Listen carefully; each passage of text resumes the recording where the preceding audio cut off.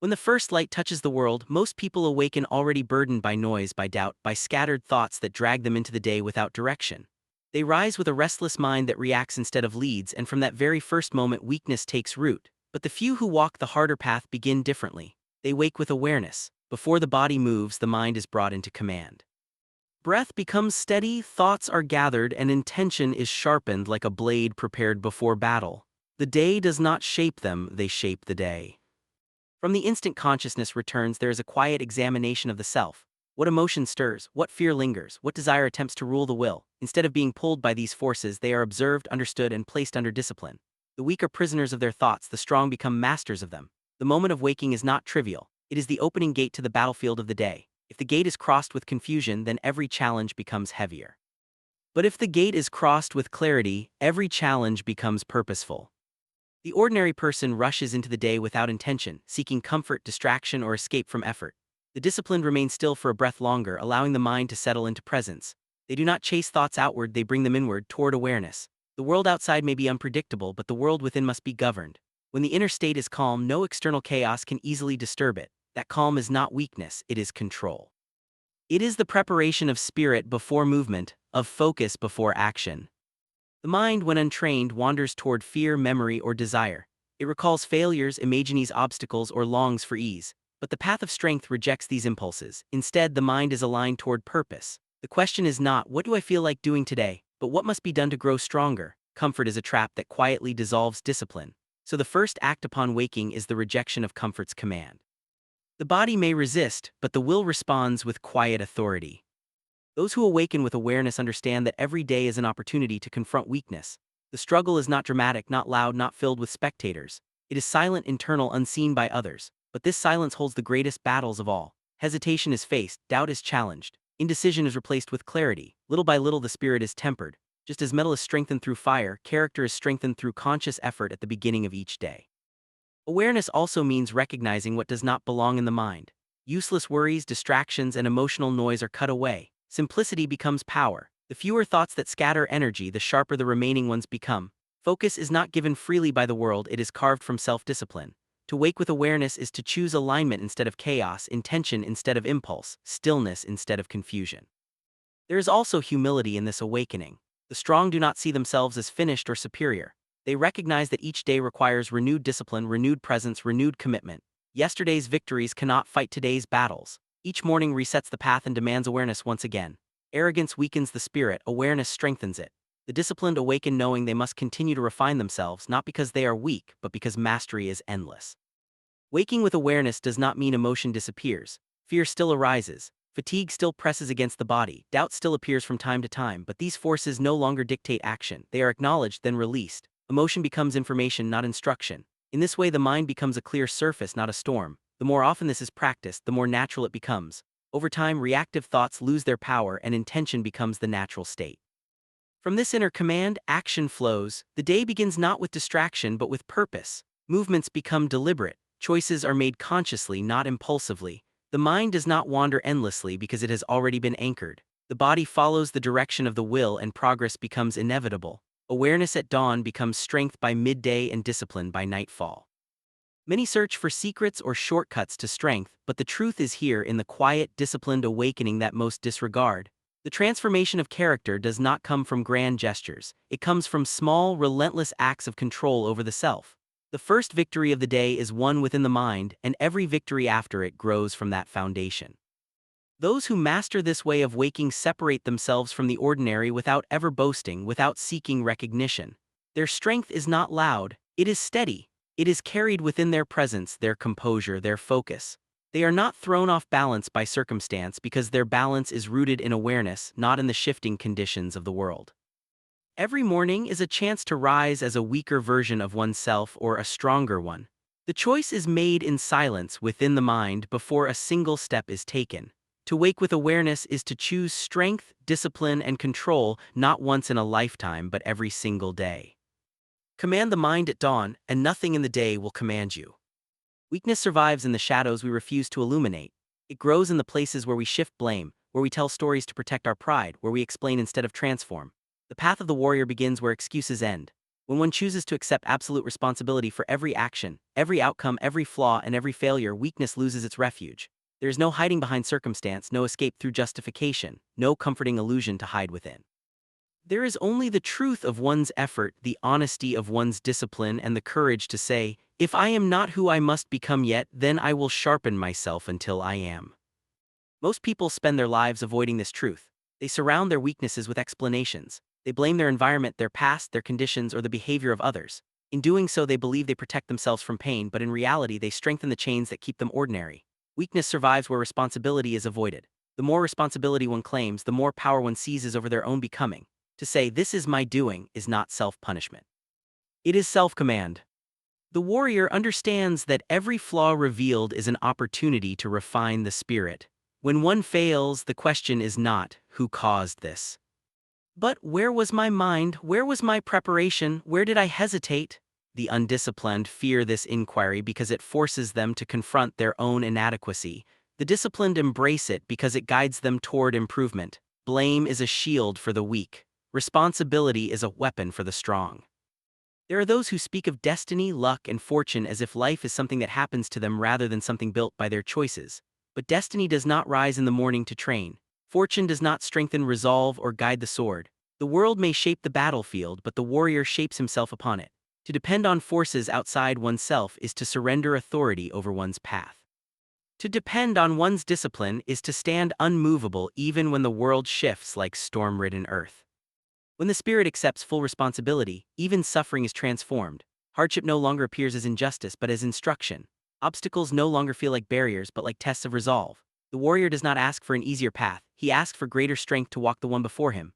The weak hope for relief from struggle while avoiding the lessons hidden inside it. The strong study their own reactions in the midst of struggle and refine themselves through it. To destroy weakness, one must remove its roots, not merely its surface. Weakness grows from habits of avoidance, avoiding effort, avoiding truth, avoiding discomfort, avoiding accountability. So the warrior turns toward these places with unwavering awareness. Where the mind seeks escape, discipline steps forward. Where the ego seeks defense, humility remains. Where the spirit wishes to complain, the mouth remains silent and the body continues its work. Through this practice, weakness suffocates, starved of the comfort that once sustained it. This does not mean becoming harsh toward oneself in anger or frustration. True responsibility is not violence against the self, it is loyalty to the highest version of oneself. It is the refusal to let comfort steal potential. It is the decision to hold oneself to a standard that does not bend to mood, fatigue, or fear. The warrior understands that weakness does not vanish in a single moment of effort. It dissolves gradually, through countless decisions made in silence when no one else is watching. There will be moments when excuses appear tempting, when failure seems easier to soften than to confront. In those moments, the disciplined ask a simple question: will this choice make me weaker or stronger? The answer is always clear, even when it is difficult. Strength is rarely the comfortable choice, but each time discipline is chosen over excuse, the inner command grows. The spirit becomes heavier with substance, lighter with doubt, clearer in direction. Responsibility also sharpens perception. When one stops blaming others, the world becomes a mirror instead of an enemy. The actions of others reveal where patience must grow. The unpredictability of life reveals where adaptability must strengthen. The weight of pressure reveals where the mind must stabilize. Nothing is wasted. Nothing is meaningless. Every experience becomes a tool for refinement when viewed through the lens of accountability. Weakness cannot coexist with such awareness. It requires confusion to survive. It thrives in distraction and self-deception. When the mind becomes honest, when the spirit refuses to lie to itself, weakness is exposed and begins to crumble. This exposure may feel uncomfortable, but it is the discomfort of transformation, not defeat. Avoidance preserves weakness. Confrontation destroys it. Even victory requires responsibility. The undisciplined grow arrogant when they succeed, believing success proves they no longer need refinement. But the disciplined remain humble, recognizing that fortune can shift at any time and only continual sharpening preserves strength. They treat victory as a lesson, not a final destination. They ask not, "How great am I?" but "Where can I still improve?" In this way, they deny weakness the chance to return. Over time, this way of living becomes natural. Responsibility is no longer a burden, it becomes freedom. One no longer waits for others to change, for conditions to improve, or for circumstances to become favorable. Action begins now. Growth begins now. The spirit no longer negotiates with weakness, it walks past it. And in that steadfast motion, confidence arises not from pride but from alignment between intention and action. The world cannot break a person who has taken full responsibility for his own spirit. Even when struck down, he rises, not because fate lifts him, but because discipline refuses to let him remain upon the ground. Weakness loses its voice in the presence of such resolve. It has no argument left, no refuge to retreat into, no excuse powerful enough to override the will. To walk this path is to live with clarity, no blame, no escape, no excuses, only truth, only action, only continual refinement of the self until weakness has nowhere left to hide. Take responsibility for everything that shapes your becoming, and weakness will have nothing left to stand on. Here, the expanded 1,000-word segment for key point 3, written in a flowing, conversational tone, as if being spoken from Musashi's own inner philosophy without mentioning the name and ending with a strong, minimal closing line. Strength is not built in the moments when life feels easy. It is forged in the hours when the body resists, when the mind searches for softness, when comfort whispers that you have done enough and discipline answers that you have not even begun. Each morning when the world is still quiet and the mind has not yet been filled with noise, a choice appears, to rise with purpose or to surrender to weakness. This choice shapes the warrior long before any battle begins. The true struggle is not against an opponent outside, but against the habits, fears, and excuses that live within. When the body desires rest, when the spirit feels heavy, that is the moment when strength is tested. To strengthen the mind, one must move directly toward discomfort, not recklessly but intentionally. The path of growth is revealed only to those who do not flee from hardship. Weakness feeds on hesitation. It grows when you avoid effort, when you hide from challenge, when you give more value to comfort than to purpose. But the mind becomes powerful when you face what you fear, when you choose the difficult path not because it is easy, but because it transforms you. Each day must be treated as training, not training of the sword alone, but training of awareness, presence, discipline, and focus. Every thought is a strike, every decision is a stance. Every action reveals whether the mind serves strength or weakness. The warrior does not wait for motivation. The warrior does not wait for inspiration. The warrior acts because action itself is the path. If the body is tired, the mind commands it to move. If the world is uncertain, the spirit remains firm. It is through repetition, through perseverance, through relentless effort that mastery is formed. There are moments when doubt creeps in, when the heart questions whether the path is worth the price. But doubt is merely another obstacle to be cut down. The mind must learn to stay calm in discomfort, steady in pain, unmoved by hardship. Discipline is not harshness, it is loyalty to purpose. It is the refusal to allow weakness to lead your life. Strength appears when the mind no longer negotiates with excuses, when it no longer seeks an easier road, when it has learned that growth requires sacrifice. The body can be trained with movement, but the mind is trained with awareness. Watch your thoughts when fatigue arrives. Listen to your inner voice when you want to quit. Does it push you forward or does it protect your comfort? Weakness always seeks protection. It hides behind excuses, behind distractions, behind stories that justify failure. But strength lives in truth. The truth of who you are when no one is watching. The truth of the effort you give when nobody praises you. The truth of whether you continue when the struggle becomes real. There will always be resistance. There will always be moments when you feel unprepared, unmotivated, or overwhelmed. Those moments are not barriers, they are invitations to grow. Face them directly, step into discipline with calm determination. Do not rush, do not panic, simply refuse to retreat. Over time, the mind realizes that discomfort cannot destroy you. Instead, it shapes you, sharpens you, and reveals your true capacity. Strengthening the mind also means detaching from unnecessary emotion. Fear, anger, doubt, and impatience cloud judgment. They make you vulnerable before the battle even begins. The disciplined mind remains still, grounded, focused only on what must be done. Even in difficulty, it does not complain, it does not seek sympathy, it simply acts. Action is clarity, action is truth. Through disciplined action, the mind becomes like iron, firm, unbreakable, unshaken by external storms. To destroy weakness, you must first stop feeding it. Each time you choose comfort over discipline, you strengthen it. Each time you avoid challenge, you surrender to it. But each time you rise early, train when you are tired, practice when others quit, you weaken its hold. Consistency is the blade that cuts through self-doubt. Persistence is the fire that burns away fear. The warrior becomes powerful not through one grand effort, but through many small, relentless victories over self-indulgence. This path is not meant to be pleasant. It is meant to awaken you. When the body aches, breathe and continue. When the mind resists, quiet it and act. When weaknesses appear, confront them directly. Accept no softness in your spirit. Accept no laziness in your actions. Demand more from yourself than the world expects. The one who disciplines the mind rules the body. The one who conquers the self needs no external opponent to prove strength. There is a deep peace that emerges when the mind becomes strong. Not excitement, not pride, but a quiet certainty. A knowing that whatever challenge appears, you will not run, you will not collapse, you will not surrender to weakness, you will meet every obstacle with calm resolve. Discipline becomes freedom, strength becomes natural, purpose becomes the guiding force of every breath. In the end, the greatest victory is not in defeating others, it is in defeating the part of yourself that seeks to remain small, fragile, and afraid. When the mind is disciplined, when weakness is stripped away, the path becomes clear. Walk it without hesitation, without fear, without compromise, and the world can no longer break you. Only the disciplined mind endures. Conflict does not always arrive with swords drawn or voices raised. Often it enters quietly through uncertainty, pressure, misunderstanding, or fear. Many people meet such moments with panic, anger, or emotional turmoil, and in doing so they surrender their strength before the true test has even begun. The path of the warrior is different. Power is not displayed through noise or aggression, but through composure, the ability to remain steady when others lose themselves, to stay clear when confusion spreads, to act with intention when chaos presses in from all sides. Calm is not weakness, calm is control. When the world becomes turbulent, the undisciplined mind reacts first and thinks later. It is carried by impulse, swayed by emotion, dragged by fear or pride into foolish action. But the disciplined mind pauses, observes, breathes, and responds with purpose. In that stillness, understanding appears. Conflict reveals openings not to the frantic but to the patient. Strategy is born from quiet perception. Just as still water reflects the moon with clarity, a still mind reflects reality without distortion.